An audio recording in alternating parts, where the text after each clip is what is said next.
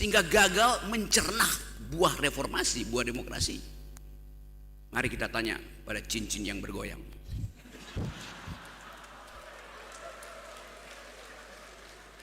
Ada merah putih, tetapi bendera itu lecek dibandingkan bendera-bendera perpol.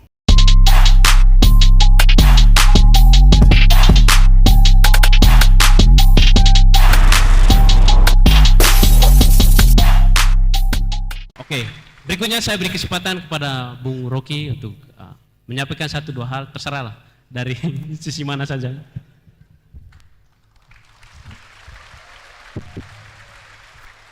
Oke, terima kasih. Boleh nggak saya pakai itu ya?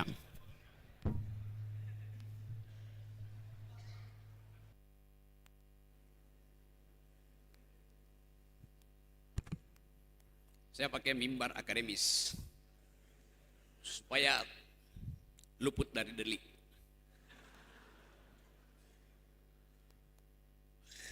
Ada umpan lambung dari Edo.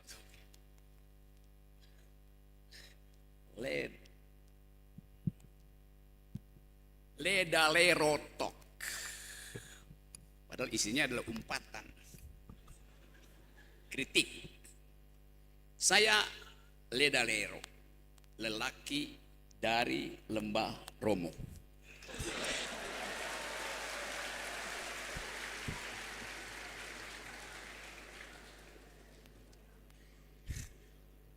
Oke, saya senang karena dua istilah diucapkan tadi soal ethics, filosofi, dan teknologi itu. Ada Jürgen Habermas diucapkan di situ oleh Pak Rektor. Rektor ya. Rektor itu kualitas pikiran. Di Ledalero ada rektor. Di depan istana, di depan Monas ada rektum. Nanti saya bedain antara rektor dan rektum. Tapi saya senang tadi diucapkan, ini fakultas, universitas, institut yang menggabungkan dua hal yang seringkali incomparable, tidak bisa terbandingkan, yaitu filosofi dan teknologi itu. Untung disebutkan Heidegger, untung disebutkan Frankfurt School yang berupaya untuk membongkar persembunyian kekuasaan di dalam semua cara berpikir yang teknokratik. Yang kita kenal tesis dari teman-teman di mungkin 1 kilometer dari stasiun Frankfurt School. Saya nggak tahu masih ada nggak sekolah itu sekarang. Ya, mungkin mereka pindah ke Amerika dan berubah menjadi ideologi baru untuk perjuangan politik. Kan kita tahu sejarah Frankfurt School dikejar-kejar oleh Nazi, pindah ke Amerika, menginspirasi New Left di situ. Kita tahu tokoh-tokohnya, sampai sekarang orang masih sebut Marcuse, segala macam hal di situ. Tetapi karena suasana hari ini, saya sebetulnya belajar pertama saya masuk fakultas teknik, baru terakhir belajar filosofi. Tetapi pada akhirnya kita mau lihat bahwa semua hal yang ingin kita pertanyakan harus dimulai dengan politics of questioning, politik untuk bertanya. Bertanya artinya mempersoalkan. Jadi setiap kali kita ucapkan pikiran, kita ingin pikiran kita itu disanggah, dibantah itu. Pikiran hanya disebut pikiran kalau ada yang membantah pikiran saya. Kalau saya ucapkan pikiran saya nggak ada yang membantah, itu cuma ada dua kemungkinan. Atau yang mendengarkan tuli, atau publik menganggap saya sedang berdoa. Anda tidak boleh bantah doa. Jadi ini hal yang ada di kita hari ini. Pertanyaannya adalah apa yang menjadi masalah sehingga kita bertemu di sini dengan narasi yang begitu sugestif untuk menghasilkan ulang kebenaran, menghasilkan ulang moral, menghasilkan ulang ethics. Jadi kalau pertanyaan itu saya ajukan ke partai-partai tadi, maka jawabannya adalah gampang. Tunggu aja amplop, tunggu aja BLT, tunggu aja makan siang gratis tuh. Untuk menyelesaikan problem bangsa ini. Dengan sangat oportunistik, sangat pragmatis, kita dapat keterangan itu di headline. Bagaimana Indonesia bisa maju? Tunggu makan siang gratis. Bagaimana Indonesia maju? Tunggu IKN 17 Agustus. Padahal pertanyaan fundamental kita, mengapa terjadi krisis etik di kita? Sehingga indeks demokrasi kita drop tiap hari, kan itu dasarnya. Pertanyaan yang sama pernah diajukan oleh seorang wartawan pinter di Prancis ketika dia bertemu dengan Jean-Jacques Rousseau. Dia bilang begini, Profesor Rousseau, apa keterangan menurut Anda yang menyebabkan tadi Roma itu sebagai republik demokratis runtuh di abad pertama? Kata Jean-Jacques Rousseau, demokrasi itu ibarat buah, sangat penting untuk kesehatan republik, badan manusia. Demokrasi itu ibarat buah, penting untuk kesehatan kita, tetapi hanya lambung yang utuh yang mampu mencernanya. Lalu kita bertanya, lambung macam apa yang ada di republik ini sehingga gagal mencerna buah reformasi, buah demokrasi? Mari kita tanya pada cincin yang bergoyang.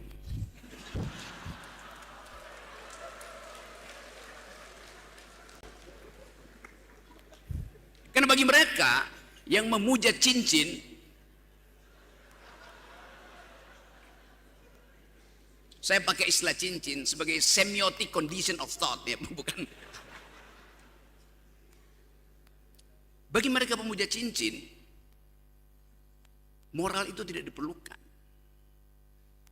Ethics, yaitu nomor 13 dalam politik. Tapi kita balik lagi tadi pada semua keterangan yang pernah kita pelajari bahwa Republika itu respublika didasarkan pada kesetaraan etik warga negara. Kita sebut itu urusan publik kalau kita sama-sama punya akses terhadap hal-hal yang menyangkut pertanggungjawaban publik terhadap kekuasaan. Jadi kalau tadi contohnya adalah soal Mahkamah Konstitusi itu, dan itu adalah bagian yang paling fundamental dalam upaya untuk menghasilkan demokrasi, dan gagal di situ. Karena itu kita tahu bahwa dari awal sejarah filsafat, demokrasi itu bukan, sering disebut demokrasi adalah pemerintahan rakyat oleh dan untuk rakyat. Iya, tapi kata rakyat itu sendiri beda antara rakyat dalam pengertian people di Revolusi Prancis dan di revolusi mental hari ini. Beda. Kalau kita bilang rakyat, kita ingat revolusi Prancis, kita tahu rakyat itu yang memutuskan bahwa Anda, Raja Louis XVI, berhentilah mempromosikan bahwa mahkotamu itu dipasangkan oleh Tuhan. Dan doktrin itu yang diuji di satu pagi, di 1789, di alun-alun kota Paris.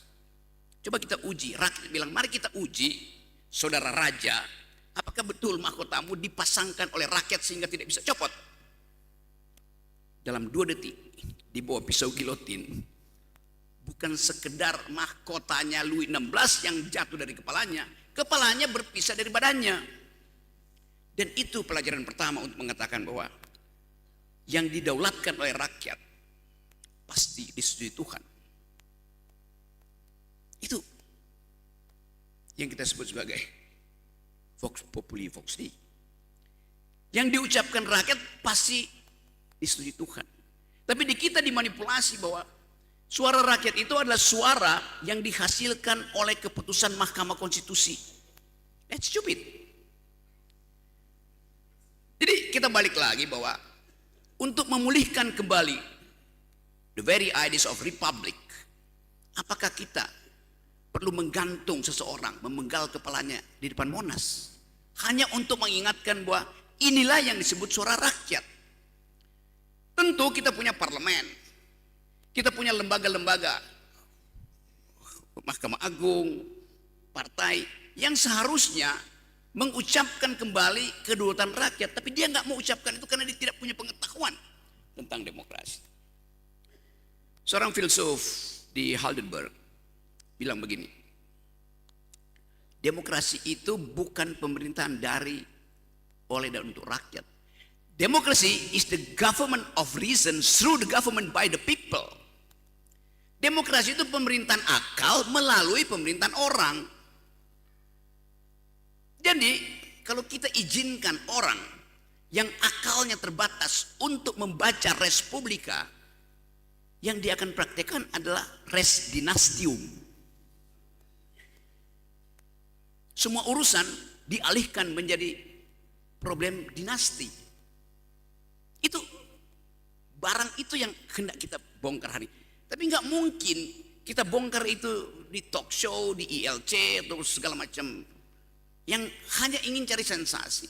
Jadi this is the real ILC, Indonesia Leaderedo Club.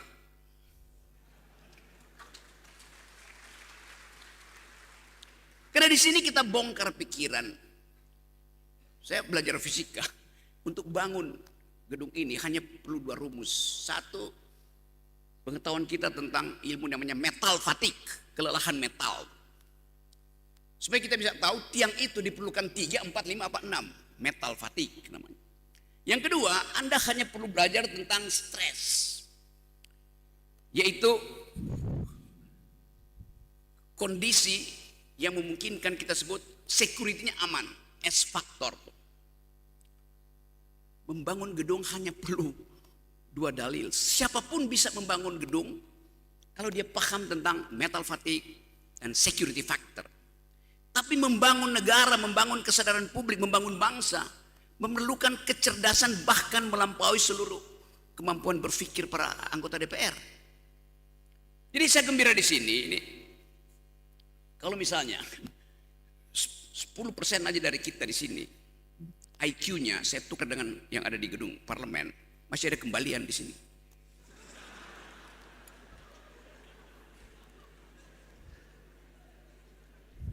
Karena membangun negeri itu adalah tukar tambah pengetahuan, tukar tambah kecerdasan. Tapi sekali lagi itu yang hilang. Karena begitu diucapkan bahwa sudah ada keputusan KPU bahwa si ini jadi presiden, si itu jadi wakil presiden, semua kita mengalami nausea, itu kemualan psikologis, apalagi kemualan filosofis, karena membayangkan kualitas kecerdasan apa yang akan kita nikmati selama 5 tahun ke depan di dalam persaingan global, di dalam upaya untuk memastikan bahwa ada energi yang bisa ditemukan dengan kecerdasan. Tadi betul kata Pak Rektor bahwa kita pada akhirnya mungkin satu waktu di usia ke-100 dari sekolah ini, dari isu ini, yang hadir di sini 80% adalah robot. Karena perkembangan artificial intelligence membutuhkan kemampuan untuk berdamai dengan keadaan terakhir dari teknologi. Kalau kita bayangkan misalnya keadaan terakhir teknologi itu seperti apa itu? Ada robot datang ke sini bertanya pada saya misalnya, dia angkat tangan. Menurut Anda sebagai guru besar Sekolah Tinggi Filsafat dan Teknologi ini, saya bayangin nanti di 100 tahun usia institut ini, saya jadi guru besar di sini.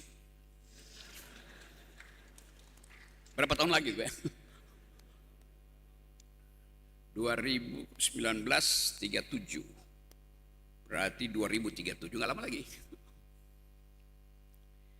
Ada robot datang di sini dan ingin mengerti apa yang terjadi di Indonesia ketika suatu waktu ada keputusan MK. Bagi dia gampang. Dengan komputasi kecil dia tahu bahwa jumlah suara yang dimenangkan oleh seseorang melampaui jumlah suara yang dikalahkan oleh dia. Bagi robot itulah keadilan yang kita sebut utilitarian perspective on justice. Tapi si robot itu tahu bahwa Ledarero satu waktu pernah menyelenggarakan diskusi untuk membatalkan utilitarianisme dalam politik. Robot itu melihat video hari ini dan dia menemukan mengapa ada protes yang sangat sublim melalui performance art tadi, penampilan tadi, yang mengingatkan si robot bahwa ada merah putih tetapi bendera itu lecek dibandingkan bendera-bendera purple perusahaan politik tadi. Dia mulai melakukan reasoning tuh, Berarti ada sesuatu yang membusuk di dalam republik yang pernah disebut Republik Indonesia NKRI. Saya sebut pernah disebut karena saya berpikir di tahun 37, di tahun 2037. Dan sangat mungkin negeri ini udah jadi ampas di dalam peradaban politik dunia. Si robot itu tahu bahwa dia mau dapat semacam perspektif humanism. Karena bagi dia soal teknis gampang tuh. Pada saat yang sama dia bertanya pada saya dan pada mereka yang ada di parlemen di Senayan, dan si parlemen bilang kami nggak bisa jawab karena kami justru udah jadi robot. That's the paradox of technology. Dia tanya kapan kamu jadi robot? Kan robot pintar itu artificial intelligence baru ada 5 tahun lalu. Dia bilang sejak 2024 kami udah jadi robot. Jadi Anda bayangkan bagaimana absurd kita mau menerangkan soal-soal kekacauan tadi, ketidaksehatan demokrasi. Nah, ini satu forum yang saya anggap baik sekali untuk kita mulai mempertengkarkan semua hal yang mendasar. Mulai dari fondasi bangsa ini yang diucapkan oleh para pendiri ini bahwa dasar ontologi dari negeri ini adalah kemajemukan. Demi kemajemukan diperlukan persatuan. Karena kita majemuk, maka kita perlu persatuan. Karena ontologi kita majemuk, maka epistemik kita adalah persatuan. Sekarang oleh raja dinasti itu dia rubah. Demi persatuan tidak boleh ada kemajemukan. Oleh karena itu kabinet harus kabinet persatuan.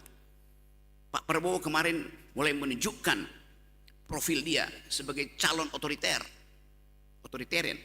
Karena dia anggap bahwa siapa yang tidak mau ikut dengan kami, itu artinya kira-kira diam aja, jangan cerewet, jangan musuhi kami. Loh, demokrasi itu adalah keributan, kecerewetan. Jadi kita mulai bicara mendeteksi gejala awal new kind of authoritarianism di 5 tahun ke depan.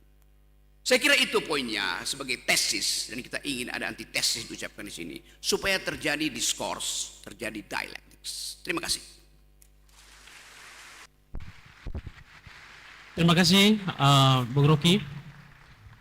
Saya teringat ya, semacam problema dari Bung Rocky beberapa bulan lalu. Itu ada orang yang menganggap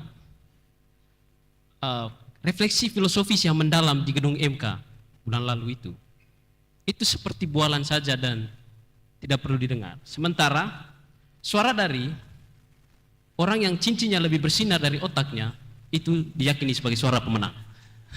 Dan terjadilah perdebatan hebat antara Bung Rocky dan Bung yang cincinnya lebih bersinar dari otaknya.